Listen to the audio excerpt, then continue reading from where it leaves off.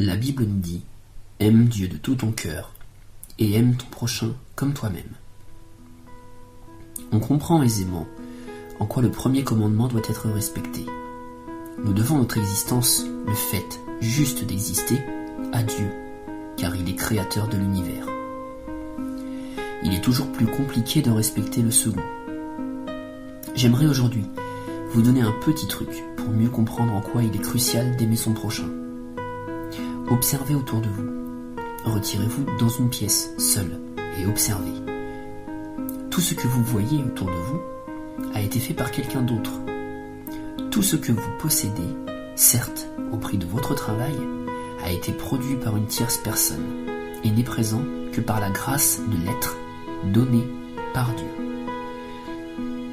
Vous pouvez vous dire misanthrope, vous pouvez trouver toutes les excuses, mais tout ce qui peut vous rendre matériellement heureux, vous le tenez de l'autre. Nous sommes, que nous le voulions ou non, en interaction constante avec d'autres que nous-mêmes. Nous ne pouvons pas vivre avec personne d'autre que nous-mêmes.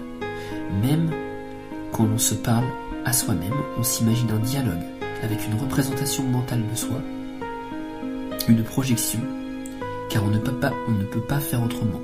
On est créé comme ça. On a bien ici un aperçu de la différence entre le paradis, en communion avec le Créateur, notre ami qui nous aime infiniment, et les autres âmes, et les anges fidèles, et toutes les créatures possibles et imaginables, et l'enfer, où l'on est seul, plein de rancœur et d'orgueil, libre, certes, mais dans une solitude qui se mue en prison spirituelle. Étendons maintenant la chose.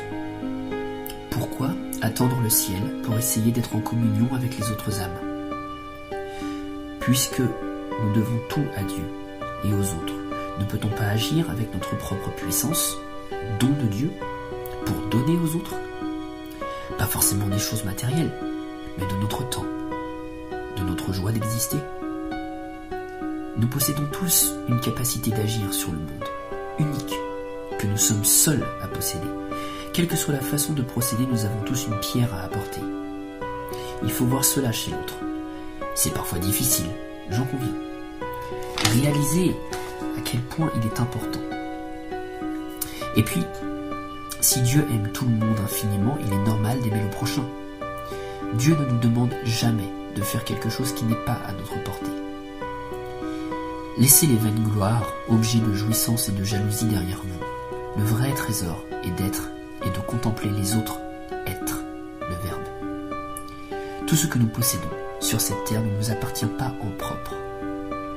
Tout ce que nous possédons nous est donné en surplus de l'être. L'avoir n'est qu'un surplus, agréable, oui, dont on peut profiter raisonnablement, oui, mais arrêtons-nous parfois et réalisons-le. Tout ce dont nous avons réellement besoin, c'est l'amour de Dieu et l'amour des autres. Vous-même êtes un cadeau donné par Dieu aux autres âmes.